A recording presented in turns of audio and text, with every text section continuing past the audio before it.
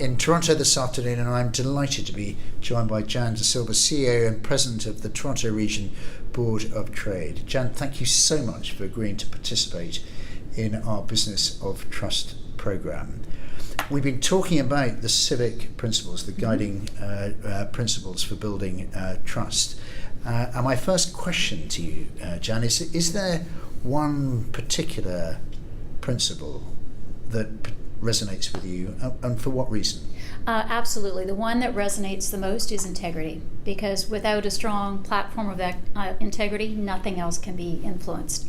If you think of the context of financial services, the reason I picked integrity because it really is underpinning everything from if you're operating a pension fund and you have to make choices about investments for the good of pensioners, it's not always about how do you balance everyone in society's interest. You try to do the right thing, but you have to have integrity in terms of the purpose against which you're existing for. A very clear answer.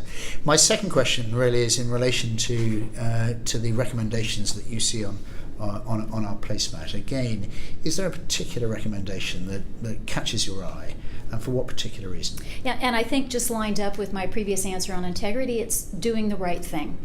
Businesses have choices. You've got different audiences, different stakeholders you need to meet the demands of, and it's always about trying to pick the path that's going to enable you to do the right thing for all stakeholders involved.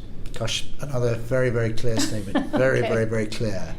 And my third question really is around, at a personal level, this is an extraordinarily complex agenda, but is there any recommendation, any push, drive, focus that you would concentrate on or you would recommend as it relates to restoring trust, building trustworthy behaviour within the sector more widely?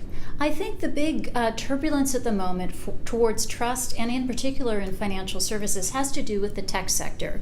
We've got a tremendous amount of innovation that's happening that's making life easier, but it's also causing unrest in terms of how my data is being used, what the privacy is attached to that. Also, what does this mean for my job? Will it be displaced?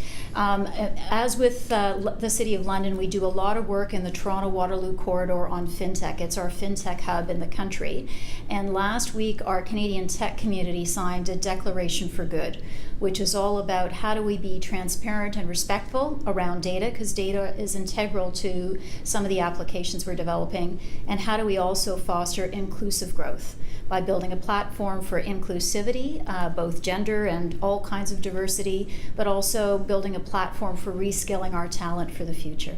And out of interest, how is that received as a statement? It's incredibly well received. We had a huge sign-up rate for it. We've got a lot of our major organizations across the country involved. Our former immediate past Governor General David Johnston was one of the lead signatories on this as well. God, fantastic. But you're absolutely right, data, technology, and in part this issue with the decline in trust, one might put technology at the centre of it, but technology will play an important part as we progress forward. And managing that and data, key and critical. Absolutely. And making sure there's jobs for everyone in the process. Indeed. Thank you so much. And my final question is a simple binary question. In terms of the civic principles that we've been discussing and more broadly the Business of Trust programme, can it help in restoring trustworthiness and trust in financial services, and indeed between that important relationship between business and society? Absolutely, I believe it does. And the other piece that I would speak to, Edelman Group does a trust barometer annually, and it was interesting in the context of Canada this past year.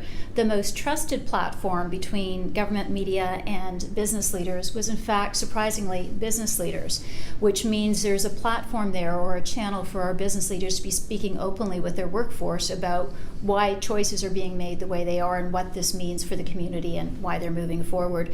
We're quite preoccupied in the moment with NAFTA and what's happening in the US, and we feel that's an important message to be able to educate our workforce on the importance of NAFTA, both in American companies and in Canadian companies, in the hope that that will help influence where the negotiations are progressing towards, which we hope is a positive outcome for everyone involved. We too. Thanks so much. Jan, thank you so much for participating in our Business of Trust programme. It's thoroughly appreciated. Much appreciated. Thank you so much.